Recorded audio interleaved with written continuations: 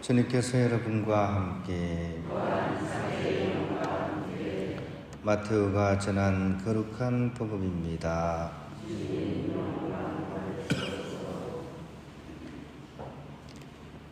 그때 예수님께서 제자들에게 말씀하셨다. 사람의 아들이 영광에 쌓여 모든 천사와 함께 오면 자기의 영광스러운 옥좌에 앉을 것이다.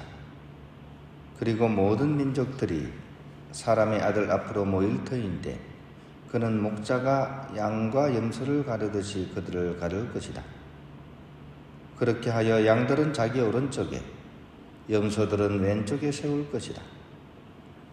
그때 임금이 자기 오른쪽에 있는 이들에게 이렇게 말할 것이다.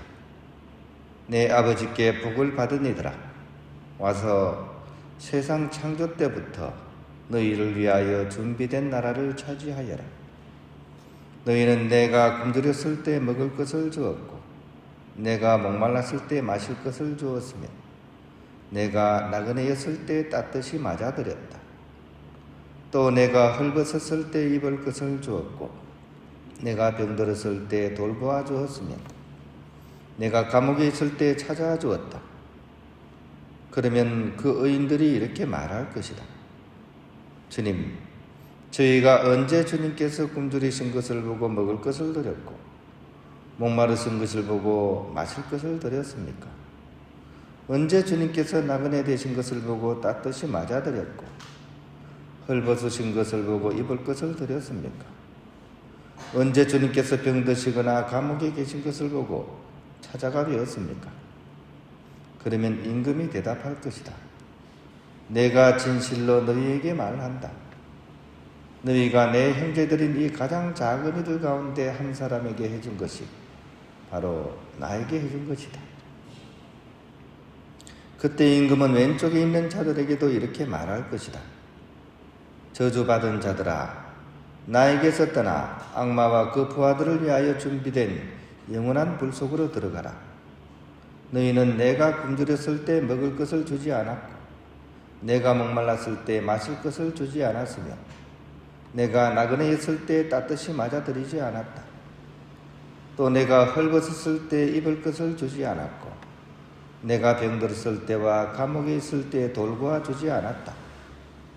그러면 그들도 이렇게 말할 것이다.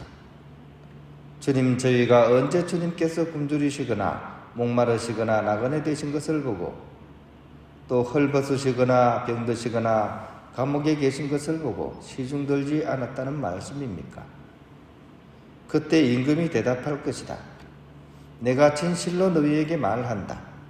너희가 이 가장 작은 이들 가운데 한 사람에게 해주지 않은 것이 바로 나에게 해주지 않은 것이다.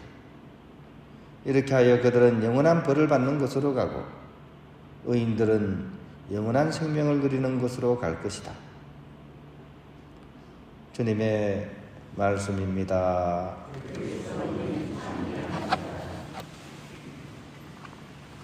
혈비입니다. 예수님의 일상은 아래로 내려가신 일상입니다. 가장 낮은 자리로 내려가셔서 복음을 선포하셨습니다. 그 시대에 가장 작은 사람들, 그들에게 다가가셔서 위로하시고 또 병을 치유해 주시고 특히 마음의 병이 걸린 사람들, 이런 분들에게 관심을 가지시고 그들의 마음의 병을 치유해 주셨습니다. 마음의 병은 다름 아닌 나는 이래서 불행하고 저래서 불행하다는 병입니다. 예수님께서는 그들을 향해서 아니야, 네가 몰라서 그런데 사실 행복할 수 있어. 가난해도 행복하고 지금 슬퍼도 행복해. 하느님이 계시잖아. 이렇게 가르치셨습니다. 이게 진복팔단이죠. 그런 점에서 행복도 어쩌면 습관들이기와 연관이 된다고 하겠습니다. 그러니까 예수님의 가르침은 행복 습관들이기, 요즘 현대적인 용어로 이렇게 바꾸자면 아마 그렇게 될 것 같아요. 우리도 이럴 수가 있어야 됩니다. 나부터 먼저 이 행복 습관 들이기가 돼야 됩니다. 가난하고 늙어가고 자꾸 아픈데 어떻게 행복 습관 들이기가 되냐고 아마 반문을 하실 겁니다. 어떤 할아버지가 일기를 썼는데 이 내용을 한번 읽어보시면 공감이 될지 모르겠습니다. 나는 나이가 80이 넘어가는데 점점 더 행복해지는 것 같다. 아침에 눈을 뜨면 행복하다 하면서 일어난다. 세수를 할 때 거울에 비친 내 모습을 보면서 난 참 행복하다고 얘기하면서 뺨을 두드린다. 명상을 할 때 조용히 앉아서 천천히 길게 호흡하면서 다른 생각을 내려놓고 행복하다, 행복하다 이 소리에 집중을 한다. 매일 산책을 하면서 행복하다 이 말을 반복한다. 숲이 푸르러서 행복하다. 산책로가 잘 정돈이 되어서 행복하다. 길 가다 보게 되는 꽃이 너무 예뻐서 행복하다. 도시에서 들려오는 이 새소리가 아름다워서 행복하다. 허리가 덜 아파서 행복하다. 감기에 걸려서 기침을 하면서도 폐렴이 아니라서 행복하다. 공감이 안 갈 수도 있겠습니다만은 행복은 거창한 것에 있는 것이 아니라 일상과 자연 속에 숨어있는 그런 작은 기쁨을 찾아내고 거기 감사드리는 것에 행복이 들어가 있고 그런 것에 우리가 습관을 들여갈 수 있었으면 좋겠습니다.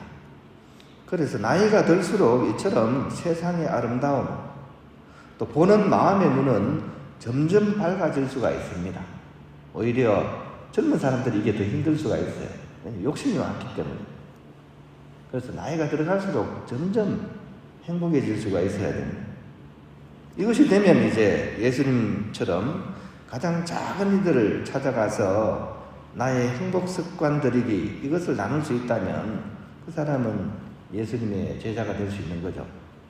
오늘 최후의 심판 나오는데요. 복음에 그래도 엄청난 얘기로 읽을 수도 있지만 가장 작은 사람 한 사람에게 해준 것이 나에게 해준 것이다. 이 질문이 나 자신을 향해서 있을 수도 있습니다. 그죠?